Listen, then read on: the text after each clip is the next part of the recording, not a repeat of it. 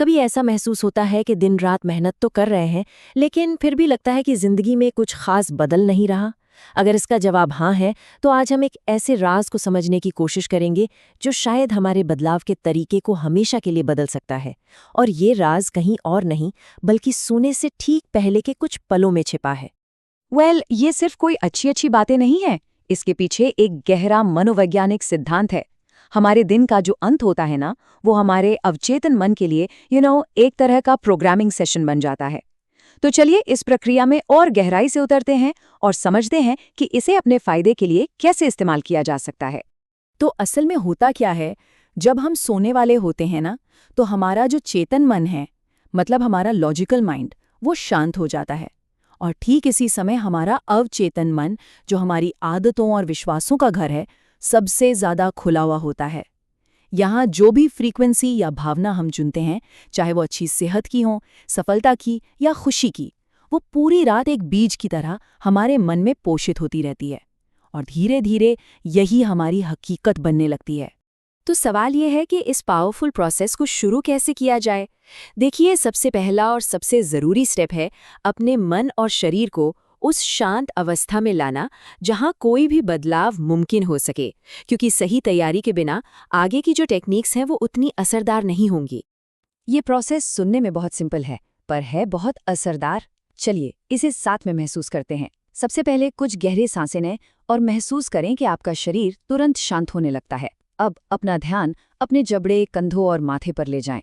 ये वो जगह हैं जहां हम दिन भर का तनाव इकट्ठा कर लेते हैं।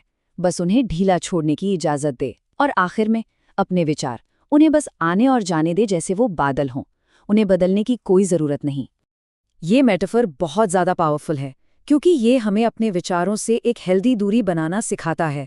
जरा कल्पना कीजिए कि आप वो आसमान हैं, विशाल, शांत और स्थिर, और आपके विचार वो तो बस बादल हैं जो आते हैं और चले जाते हैं। जब हम ये समझ लेते हैं ना, तो हम उन पर रिएक्ट करना बंद कर देते हैं और एक गहरी आंतरिक शांति महसूस करते हैं। ठीक है, तो जब मन एक बार शांत हो जाता है, तैयार हो जाता है, तब हम इससे एक्टिवली नए और पॉजिटिव इंस्ट्रक्शंस दे सकते हैं। और यहीं पर अफर्मेशन यानी सकारात्मक पुष्टि और विजुअलाइजेशन का जादू काम आता है।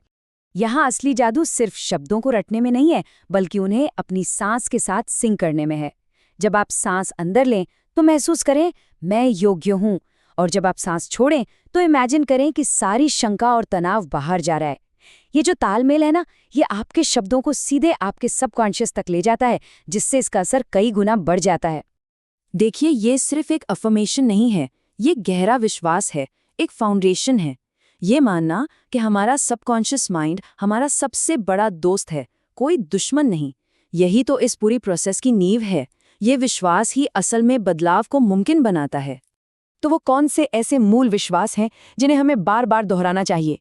इनमें शामिल हैं, मैं सुरक्षित हूँ, मैं आराम के लायक हूँ, मैं सफलता के लायक हूँ, और सबसे पावरफुल, मेरा नया जीवन शुरू हो चुका है। ये सिर्फ शब्द नहीं है, ये हमारी नई पहचान के बिल्डिंग ब्लॉक्स हैं।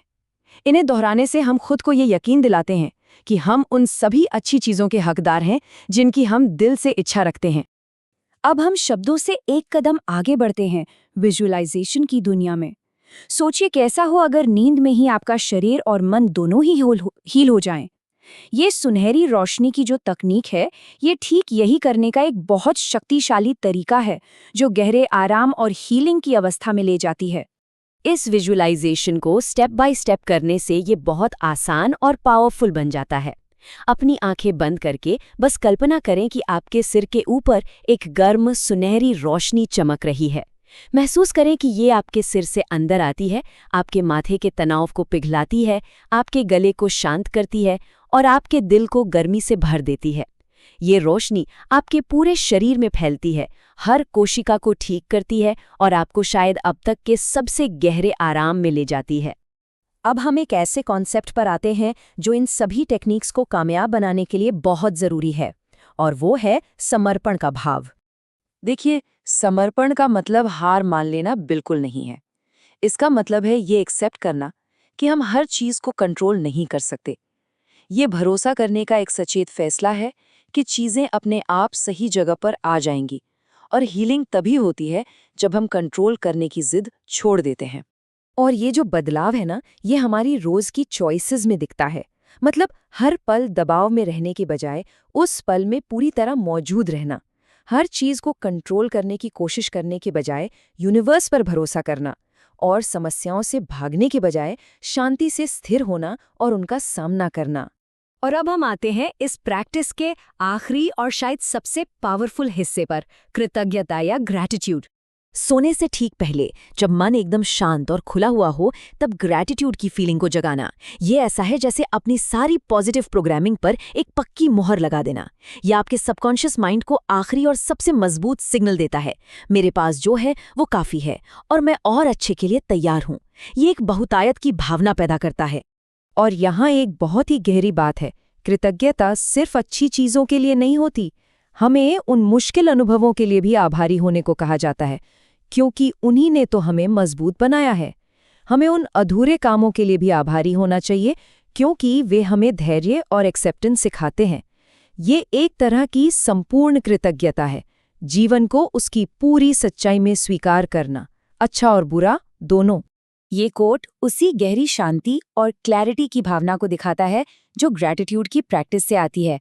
ये सिर्फ थैंक यू कहने के बारे में नहीं है, बल्कि उस एहसास को अपने दिल में गहराई से महसूस करने के बारे में है।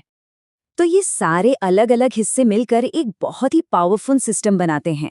विश्राम से शुरुआत, फिर अफर्मेशन और विजुअलाइजेशन से मन की प्रोग्रामिंग, समर्पण से रास्ते की रुकावटें हटाना, और आखिर में कृतज्ञता से उस पॉजिटिविटी पर पक्की मोहर लगा देना।